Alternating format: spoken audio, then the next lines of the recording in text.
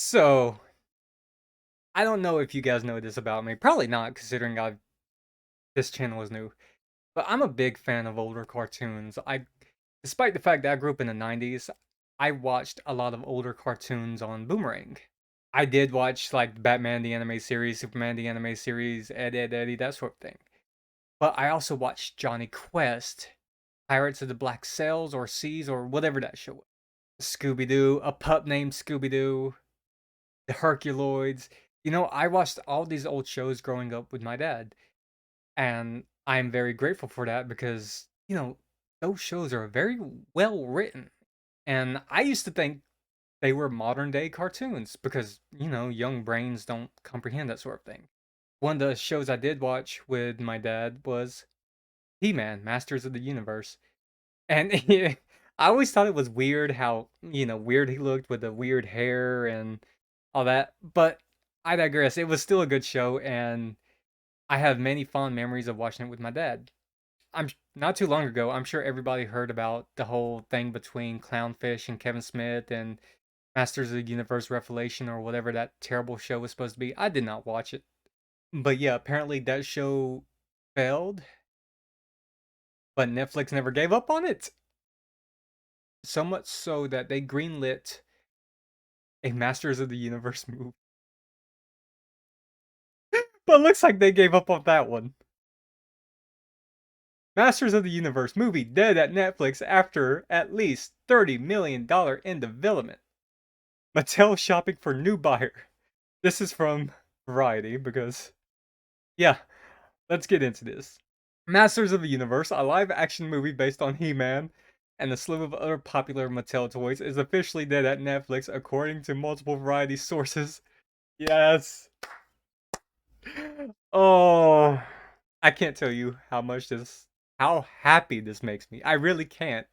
Like, I, I cannot trust people in Hollywood to make anything good anymore, and all they're doing is destroying properties that were once perfect.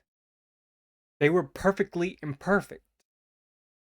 Insiders say that close to 30 million has already been spent on development costs and that the cash that's been shelled out to hold on to talent like previously announced lead Kyle Allen and the film's first heat-seeking directing duo Adam and Aaron. What does that mean? Heat-seeking. And the film's first heat-seeking directing duo. What does that mean? Apparently they did Lost City. Other knowledgeable sources estimate all-in cost for development at twice that figure. Well, of course, let me take a look at this. What is his name? Kyle Allen. I mean, I I don't know what to say to that. I mean, I'm sure he's a fine actor. Let me take a look and see what he's actually done. Rosalie, never heard of it. Greatest beer run ever, never heard of it. Never heard of it. What? I just at least it's a Spielberg film. I haven't heard of any of this. Okay, so he's been acting since 2014, but I, I mean, there is a better picture of him, I guess. I don't. Wait a second. He kind of looks like Heath Ledger in 10 Things I Hate About You. Yo, this guy is the spitting image of Heath Ledger. Wow. Okay. Just okay. I I just okay. I just don't know what to say to that. The latest headaches for the He-Man and the Friends only further complicates property's torturous journeys on screen. There's another article here from IGN that's commenting on the same thing. Apparently, not only was the Lost Cities directors Adam and Aaron Nee was supposed to direct it. I haven't watched the movie, but maybe you guys can tell me if it was good or not. However, here is the funny one. Shang-Chi and the Legend of the Ten Rings writers David Callahan. Okay, I am so glad this movie is not going through now. I'm just so happy. In fact, Netflix apparently dropped the project specifically because of the budget concerns. Variety reports that all in development costs double 30 million. That's already been spent, raising eyebrows at Netflix. Of course, it's only the latest blow for Masters of the Universe live action movie, which has been in various stages of development across multiple studios since 2007. The movie was set to follow He Man, also known as Adam, as he discovers he is a prince destined to be the savior of Faraway Land.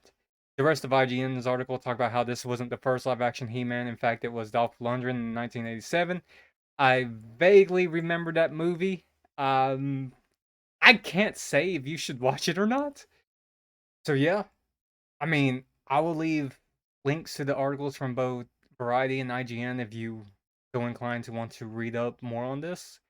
It's just, I mean, I'm personally happy this movie is no longer going through. I feel bad for what's his name, Kyle Allen, because I'm sure he's a fine actor, and I never saw the Nee Brothers' movie, but the fact that the dude who wrote Shang-Chi's involved, let's just no.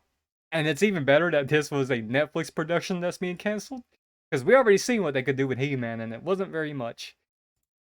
Anyways, are you guys happy this movie's canceled by Netflix, or did you want to see it? I'm split. I'm happy it got canceled, but I also kind of want to see the train wreck. I don't know. Let me know what you guys think in the comments below, and I'll talk to you later.